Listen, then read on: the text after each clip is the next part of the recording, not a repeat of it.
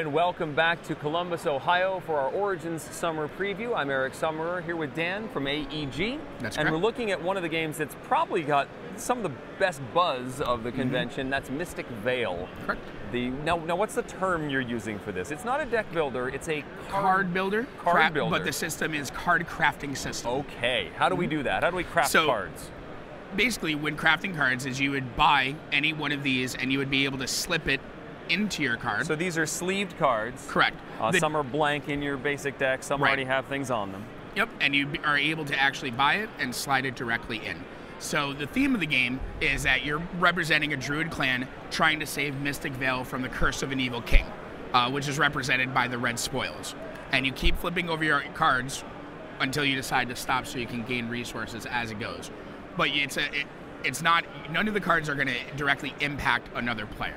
Okay. So you're going to be playing your game and competing for resources, but there's no way that I'm going to be able to manipulate your score or the cards in your deck. But I can't steal that bear that you've been looking at. Okay. And the bear is actually really good. I like the bear. Yeah, the bear's very nice. The bear is phenomenal. So you get to customize your cards. You could start working on one of these blank cards and start putting stuff in there, or I could take one card that I really like and make it even better. Yes, you can either put it onto a blank one. So everyone starts with the same exact deck.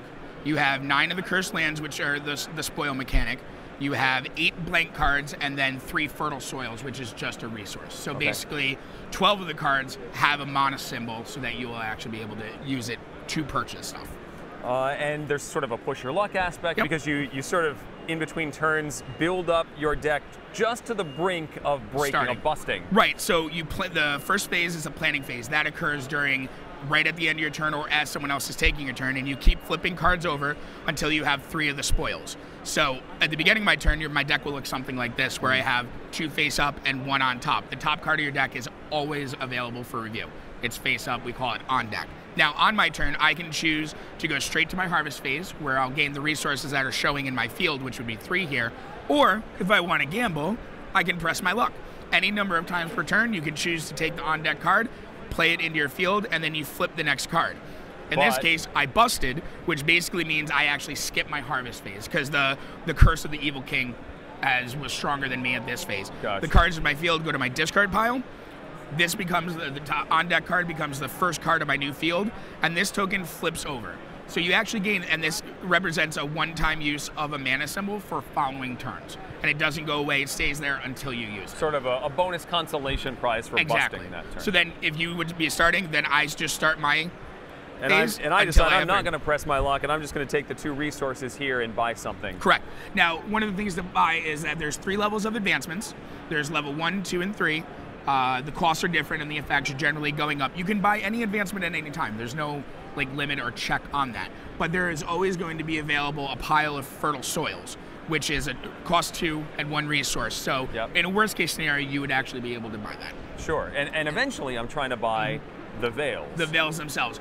Those are represented with the cost from the spirit symbols, and they are also they only come from cards that you buy.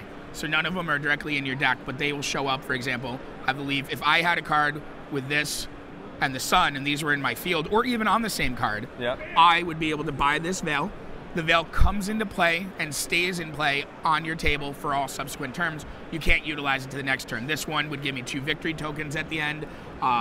This one allows me to convert mana into another resource to buy the higher ones. Some of them have 3 victory points, 7 victory points as it goes through. And so you end up with cards in your deck that are worth points, cards on or Veil cards that are worth points, and what triggers the end game? The end game, there is a set point amount. For 2 players, you play to 23 points. And as cards flip up, a number of them actually have victory point tokens on them. So if this was here, and I flipped it up from my deck and I didn't spoil, I would get 4 victory points from that, and when the victory point pool is out, that would be the last turn of the game. If the first player is first, everyone else will get a subsequent even number of turns. Correct. Yes, everyone will have the same opportunity. So Mystic Vale is available here at Origins. How about everywhere else? It's actually available for sale, and starting on July 16th. Here at Origins, we're giving away during raffles, a daily raffle at 1 and 5:45 p.m. Excellent. So if they come demo a ticket a game, You get a raffle ticket, and you can come to win. Okay, good way to hand out those limited numbers that you brought in for the show. What are the plans for expansions? Currently, the first expansion is already at the printer, and the second expansion is finishing up playtest. We don't have an exact date when the first one will be coming out, but we are targeting it for early to mid-fall of this year. For a game that offers so many customization options, having more of those options is, of course, going to be very fun. There's actually, funny story, so this game is more like a Bob Ross happy accident because John DeClaire actually designed Edge of Darkness first. And it uses the card crafting system, and that's the game that he wanted us to make. Okay. In the process of learning, he made Mystic Vale to teach people how to play Edge of Darkness.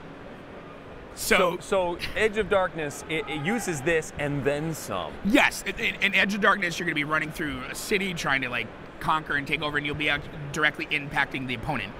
There's a lot more going on. It's a much more complicated game, but this is in a sense just the precursor to further games in the card crafting system. Excellent. Well, Mystic Vale from AEG. Thank you very much. No problem. Thank you very much. Thank you for watching.